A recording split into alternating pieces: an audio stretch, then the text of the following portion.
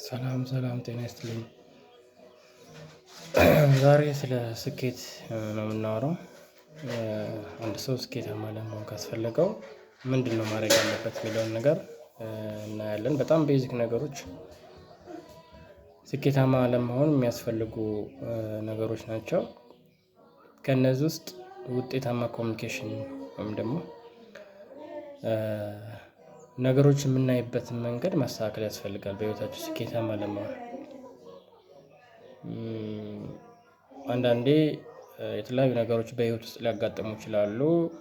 ምድር ላይ እስካለን ችግሮች ይኖራሉ። ግን ስኬታማ የሆነ ሰውና ያልሆነ ሰው ልዩነቱ ምንድነው? ስኬታማ የሆነ ሰው ለነገሮች የሚሰጠው ምላሽ የተለየ ነው። ስለዚህ ሁለት አይነት ኮሚኒኬሽኖች አሉ፣ ኢንተርናል ኮሚኒኬሽን እና ኤክስተርናል ኮሚኒኬሽን። ኢንተርናል ኮሚኒኬሽን ማለት ከራሳችን ጋር የምናወራው ስለ ነገሩ የምንሰጠው ፒክቸር፣ ስለ ራሳችን የምንለው አሸናፊ እንደሆን ለራሳችን መንገድ ያስፈልጋል። ስኬታማ መሆን እንደምንችል፣ ስኬት ደግሞ የራሱ ሂደት እንዳለው ማወቅ ያስፈልጋል። ይሄ ኢንተርናል ኮሚኒኬሽን ይባላል።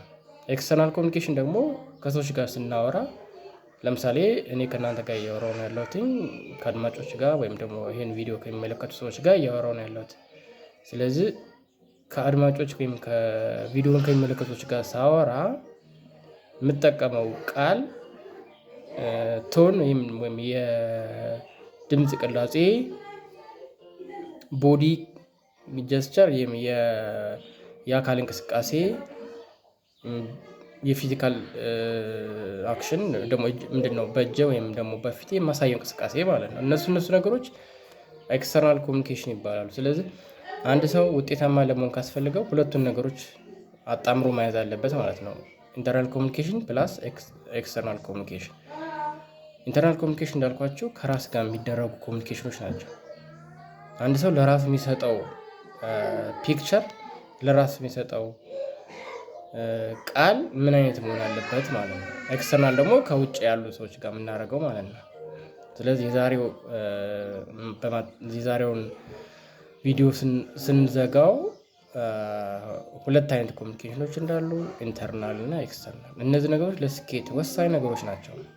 ስለዚህ ለራሳችን የምንሰጠው ፒክቸር፣ ለራሳችን የምንሰጠው ኢሜጅ፣ ለራሳችን የምንሰጠው ምስል ወሳኝ ነው።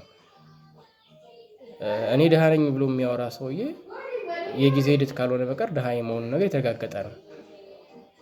እኔ አሸናፊ ነኝ ብሎ የሚናገር ሰው፣ ለራሱ የሚናገር ሰው ደግሞ የጊዜ ሂደት ካልሆነ በቀር አሸናፊ መሆኑ አይቀርም። ስለዚህ ለራሳችን የምንሰጠውን ፒክቸር፣ ለራሳችን የምንሰጠውን ኢንተርናል ኮሚኒኬሽን ሁሌም ማስተካከል አለብን ማለት ነው።